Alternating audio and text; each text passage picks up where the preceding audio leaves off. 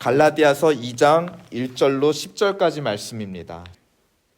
2장 1절 14년 후에 내가 바나바와 함께 디도를 데리고 다시 예루살렘에 올라갔나니 계시를 따라 올라가 내가 이방 가운데 전파하는 복음을 그들에게 제시하되 유력한 자들에게 사사로이 한 것은 내가 다름질하는 것이나 다름질한 것이 헛되지 않게 하려 함이라.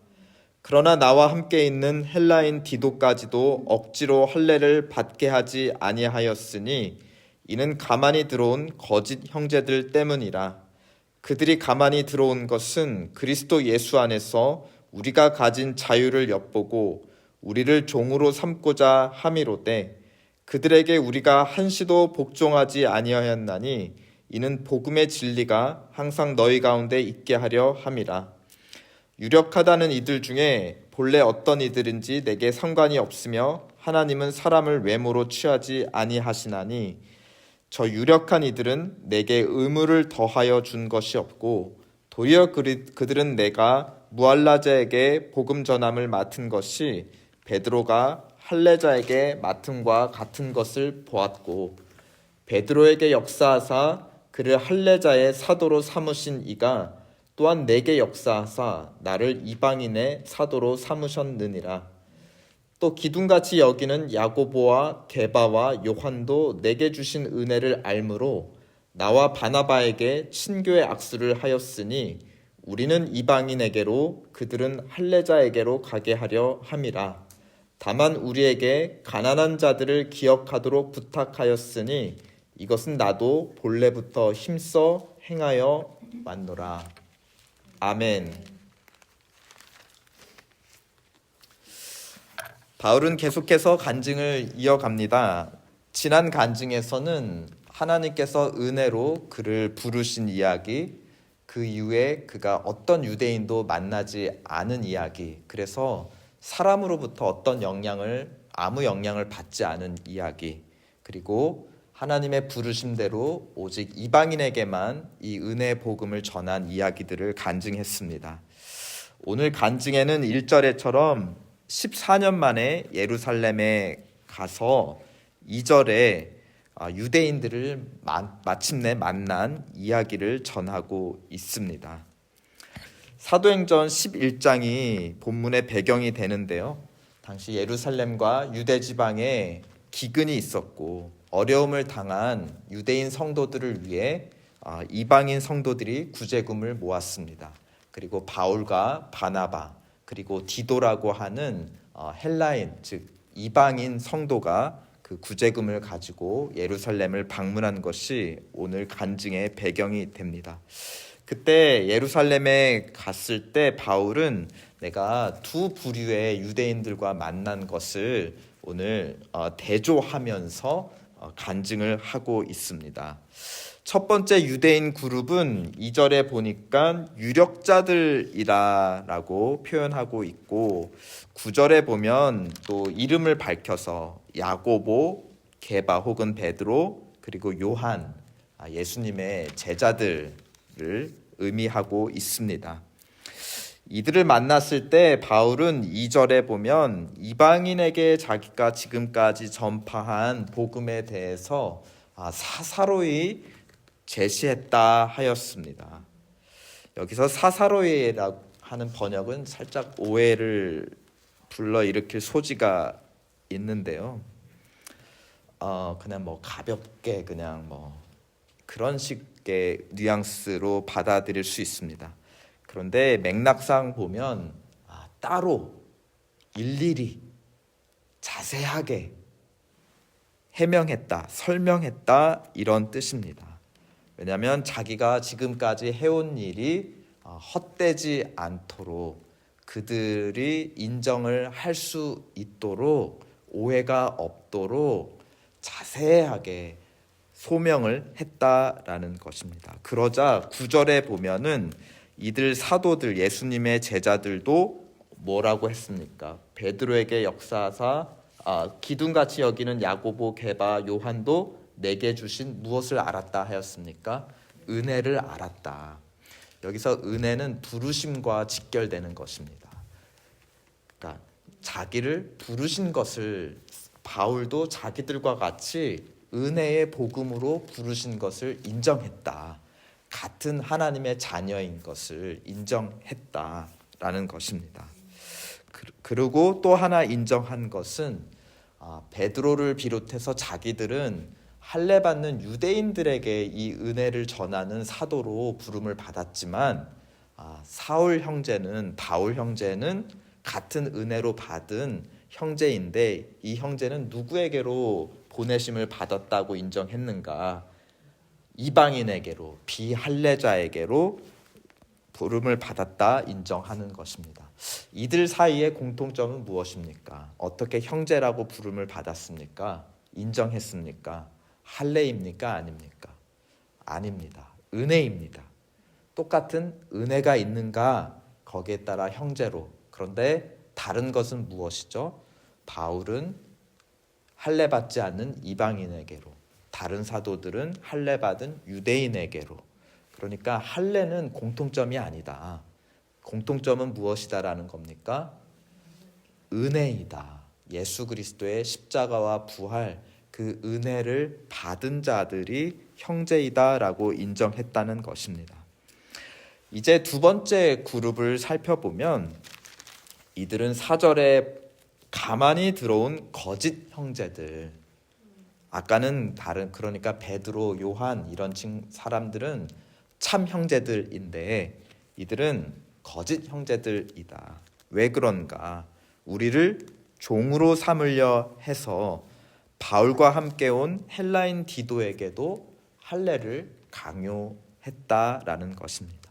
할례가 형제되는 조건이 아닌데 그 조건은 오직 은혜뿐인데 이들은 은혜가 아닌 할례가 조건이라며 강요했다.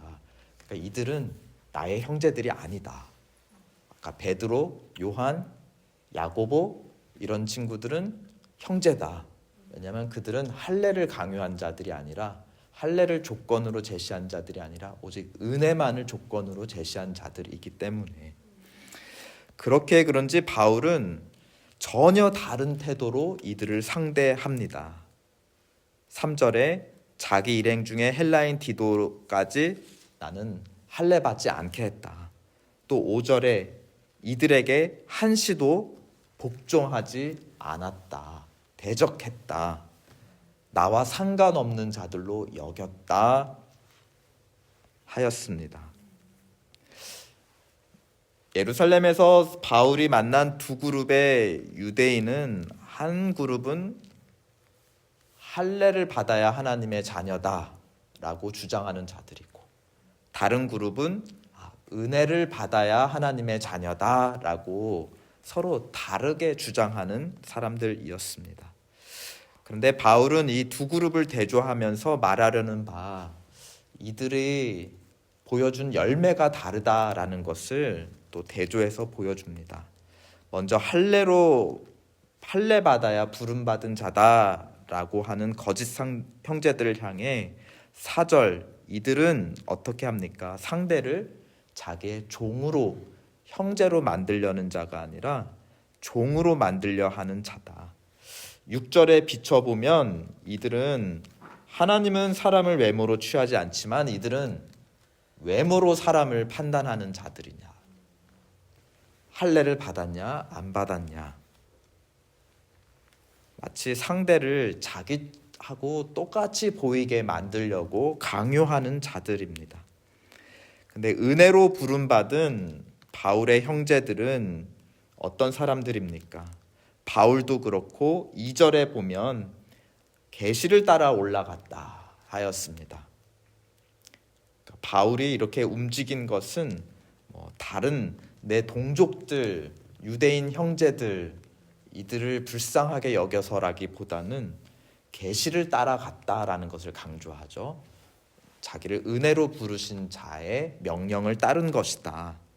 또 2절에 사사로이 설명할 만큼 간절히 일일이 겸손하게 지금까지 주님께서 맡기신 일들이 헛되이 되지 않도록 그들 앞에 자랑하고 떳떳한 그런 것보다는 겸손하게 일일이 굳이 그렇게 하지 않아도 되는데 오해가 없도록 자기를 낮추어서 자세히 말했다. 또 6절에 상대에게 불필요한 의무를 더하지 않았다. 7절에 서로를 향해 서로가 주님의 은혜로 부르심 받은 것을 서로 인정하고 알아보았다. 그러므로 9절에 친교의 악수를 서로 했다. 10절에 지금까지 해온 것처럼 앞으로도 가난한 자들을 돕는다. 은혜로 부름을 받은 자들답게 은혜를 베푼다. 은혜로 부름받은 자들의 공통점은 무엇입니까? 화평의 열매인 것이죠. 서로를 부르신 주님의 은혜를 인정하고 그럼에도 또 서로를 보내신 바가 다르다는 것을 또 다름을 서로 인정하면서 화평의 열매를 맺는 것이 은혜로 부름받은 형제 자매들의 어떤 공통된 열매 모습들인 것을 바울을 통해 또 예루살렘의 사도들을 통해 살펴볼 수 있었습니다. 저는 이번 주에 의문의 전화 한 통화를 받았는데요. 신문 광고에서 저희 교회를 보고 연락했다 하였습니다. 근데 하나님께서 전화하라고 계시를 따라서 전화했다. 그래서 이분은 계시를 따라 예루살렘에 간 바울과 같은 분인가 하고 기대를 가지고 통화를 했습니다. 근데 그 말을 하시더니 계속 이제 자기 말을 막 쏟아내기 시작하셨어요. 특정 대선 미국 대선 후보에게 투표해야 한다. 그것이 하나님의 뜻이다. 그래야 하나님의 자녀다. 라고 막 말을 쏟아 놓으셨습니다. 그리고 교인들에게 그렇게 가르쳐야 된다라고 말씀해 주셨습니다. 바울이 만난 어떤 형제들은 할례를 받아야 하나님의 자녀이다 라고 말했다면 제가 이번 주에 전화 통화한 그 자매분은 특정 대선 후보에게 투표해야 하나님의 자녀다. 그분에게는 은혜가 아니라 누구에게 투표하냐가 하나님의 자녀가 되는 어떤 외적인 조건이었던 것 같습니다. 그런데 자기 이름도 밝히지 않는 무례함, 또 상대가 전화할 시간이 되느냐라고 묻지 않는 그 무례함, 어떤 친교의 악수를 청할 여유가 없는 어떤 그 강박증, 은혜 아래 자유로운 사람이라기보다는 뭔가 율법 아래 종속된 사람 같았고 또 다른 사람들을 그 율법 아래 종속시키려는 것 같았습니다. 근데 그분은 되게 길게 통화했는데요. 제가 이런 말로 전화 통화를 끊었습니다. 저는 시민권이 없어서 투표를 못합니다. 죄송합니다. 우리는 은혜로 부름 받았습니다. 그런 자의 열매를 보면 상대를 강제로 잡아 끄는 그런 손이 아니라 상대와 맞잡는 화평의 손인 것을 우리는 바울과 또 베드로, 또 요한, 야고보 이런 사람들을 통해서 살펴볼 수 있었습니다.